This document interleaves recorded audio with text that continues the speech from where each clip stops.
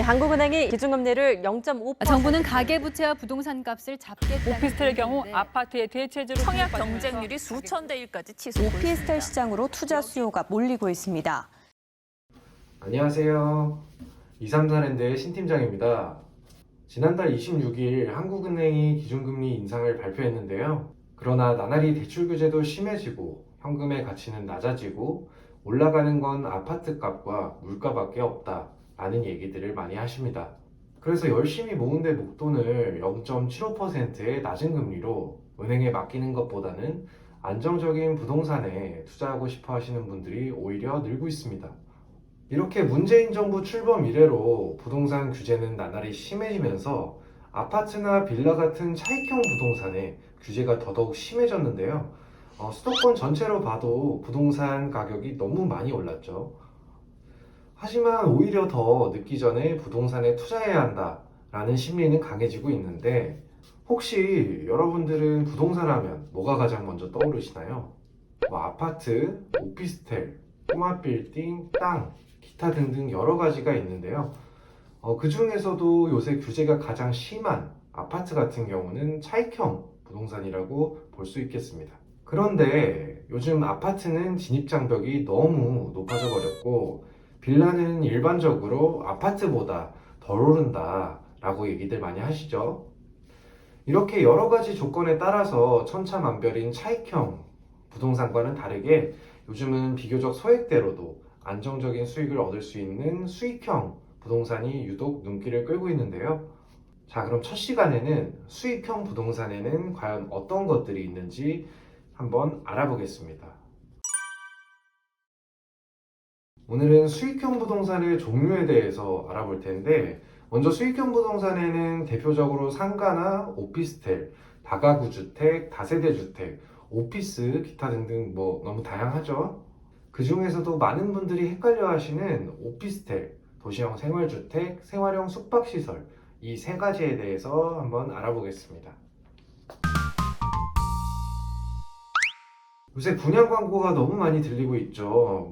라디오나 버스 광고, 기타 등등 들어본 적은 있는데 잘 모르시는 분들을 위해서 정리를 한번 해봤는데요.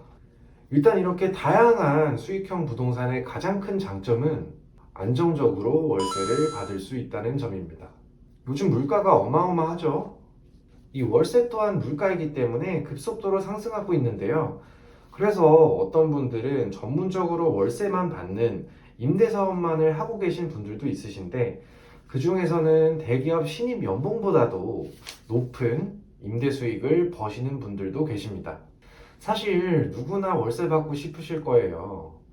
이런 수익형 부동산은 케바케겠지만 차익이 포커스가 아니라 수익이 포커스이기 때문에 차익보단 수익을 먼저 생각하시지만, 이렇게 보너스로 시세 차익까지 볼 수 있는 수익형 부동산들도 쉽게 찾아볼 수 있는데요. 아파트 같은 차익형 부동산에 비해서 상승폭이 비교적 적다고 하더라도 입지 요건에 따라서는 많은 차익을 기대해 볼 수도 있습니다. 자, 그럼 먼저 오피스텔에 대해 알아볼까요? 자, 오피스텔이란 말 그대로 오피스와 호텔의 합성어로 사무실과 주거를 겸하는 업무시설인데요. 이 오피스텔을 오피스와 구분할 수 있는 가장 쉬운 방법, 이 화장실이 안에 있냐 밖에 있냐로 쉽게 구분할 수가 있겠습니다. 오피스텔은 일반적으로 중심 상업지역이나 일반 상업지역, 준주거지역에 지어지는데 주택법이 아닌 건축법에 해당이 됩니다. 그렇기 때문에 분양을 받은 직후나 분양권의 경우에는 주택수에 포함이 되지 않고, 완공 이후에도 사무용으로 쓴다면 주택수에 당연히 포함되지 않습니다. 이 분양권일 상태에서 주택수에 포함되지 않는 이유는 아직 용도가 불분명하기 때문인데요. 완공이 된 이후에 사무실로 쓸 건지 아니면 주거용으로 쓸 건지 모르는 거기 때문에 일단은 주택으로 보질 않는 겁니다. 요새 이 주택에 대한 법이 자꾸 바뀌고 또 어렵고 규제가 점점 심해지다 보니 투자 수요들이 오피스텔로 많이 넘어오면서 점점 시행사들도 큰 평수의 오피스텔을 많이 선보이고 있는데요. 그래서 나온 신조어가 아파텔이라고 하죠. 아파트보다 규제가 좀 덜한 편이라 인기가 급상승하고 있는데요. 일단 취득세 중과가 없습니다. 이 건축법의 취득세는 모두 다 단일과세이기 때문에 몇 채를 사던 4.6% 단일과세입니다. 또한 이 재산세가 면제되는 부분이 있는데요. 일반적으로 주택으로 사용을 하시더라도 40제곱미터가 넘지 않는 경우에는 재산세가 면제되는 절세 효과를 보실 수가 있겠습니다. 또 한 가지 좋은 소식이 있습니다. 지난 15일에 규제가 완화되면서 기존의 오피스텔은 85제곱미터까지만 바닥 난방을 허용했었는데요.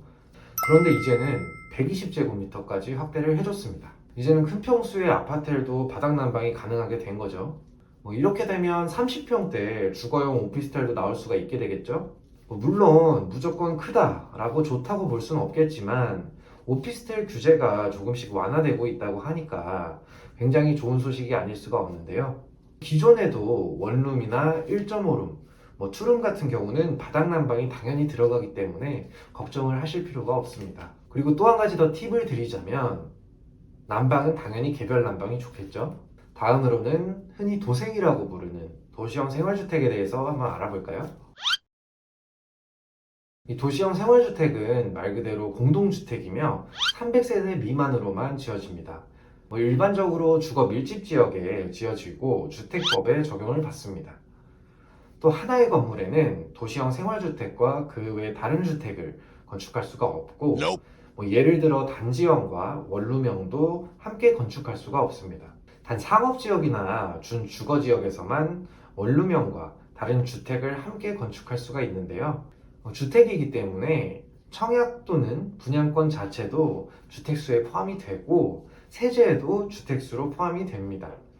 이 취득세 같은 경우 첫 주택일 시만 1.1%가 적용이 되는데 그 이상일 시에는 취득세가 1%에서 12%까지 차등 적용을 받습니다.